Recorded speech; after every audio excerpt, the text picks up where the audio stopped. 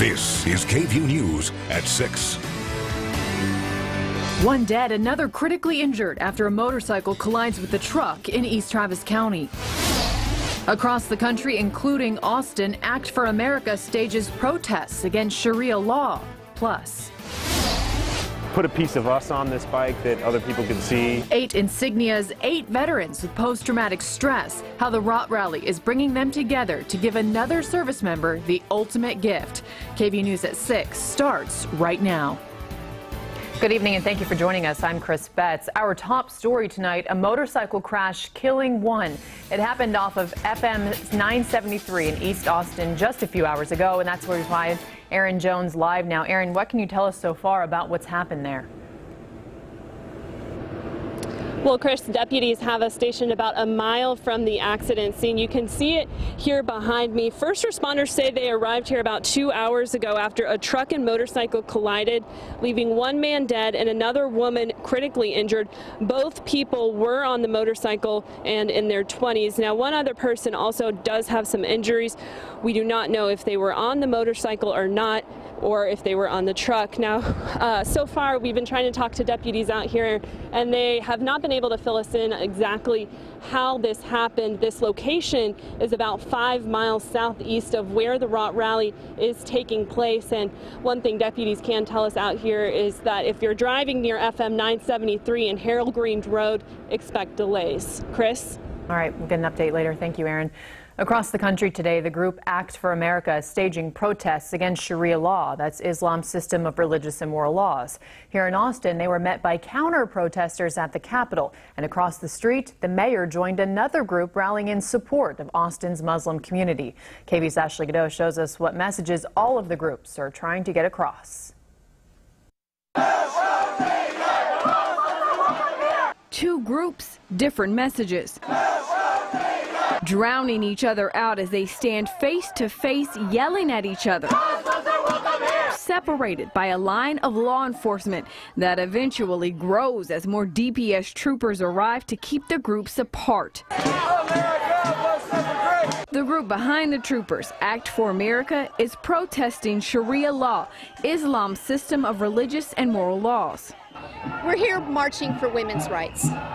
And we are not a Trump movement. We are not a fascist movement. We are not an anti-Muslim movement. We are an anti-public Sharia movement. The Southern Poverty Law Center designates Act for America as an anti-Muslim hate group, so their presence in Austin is being met with counter-protesters, people holding signs and chanting their support for Muslims.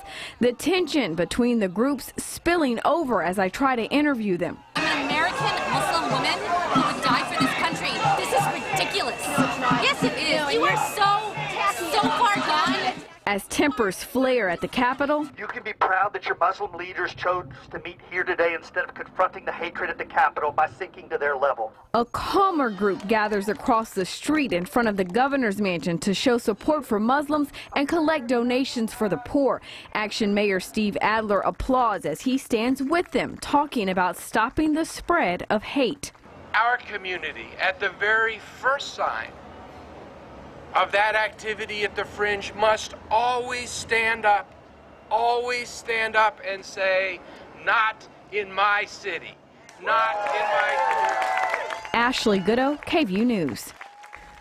Mayor Adler also discussed the lawsuits against the state's new sanctuary cities law. Austin and San Antonio are just some of the cities who have filed legal challenges.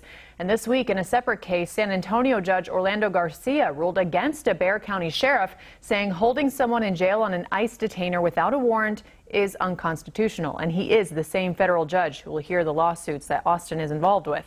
Adler says the ruling is, quote, encouraging, notably for Travis County Sheriff Sally Hernandez.